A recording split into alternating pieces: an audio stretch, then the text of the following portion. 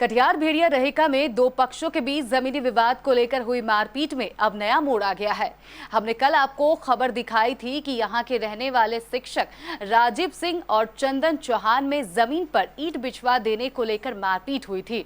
इस मारपीट को लेकर शिक्षक राजीव सिंह ने चंदन चौहान एवं उसके परिजनों पर आरोप लगाते हुए कहा था कि यह जमीन उन्हीं की है, जिसकी पूरी कागजात भी उनके पास मौजूद है। बावजूद इसके जब उन्होंने इस जमीन पर ईंट बिछाई तो चंदन चौहान एवं उनके परिजनों ने मारपीट की, जिससे शिक्षक दंपत्ति घायल हो गए थे। खबर दिखाए जाने के बाद अब दूसरे पक्ष चंदन चौहान ने भी अपना अलग ही तर्क रखा है। चंदन चौहान का कहना है कि यह जमीन शिक्षक राजीव सिंह की नहीं है, बल्कि यह जमीन उनकी पुश्तैनी जमीन है, जिसके सभी कागजात उनके पास मौजूद है।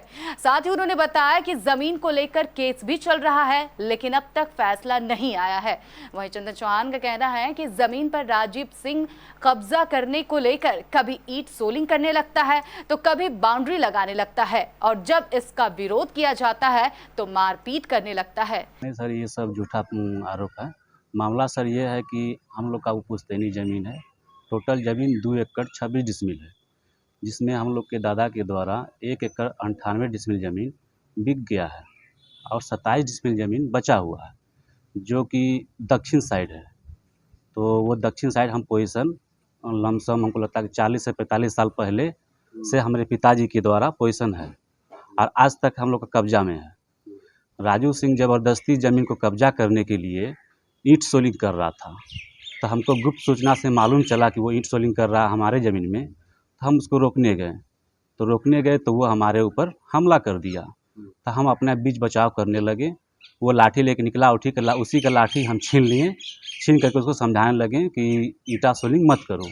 मामला कोर्ट में है, जब तक कोर्ट का फैसला नहीं होता है तब तक दोनों आदमी में से कोई आदमी जमीन पर नहीं आएगा, न तुम आओ न हम आएंगे।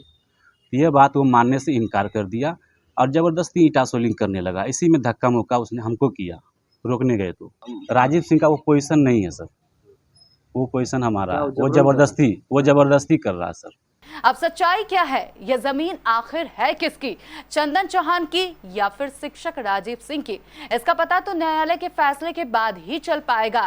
फिलहाल जमीनी विवाद का मामला DCLR और न्यायालय में लंबित पड़ा हुआ है।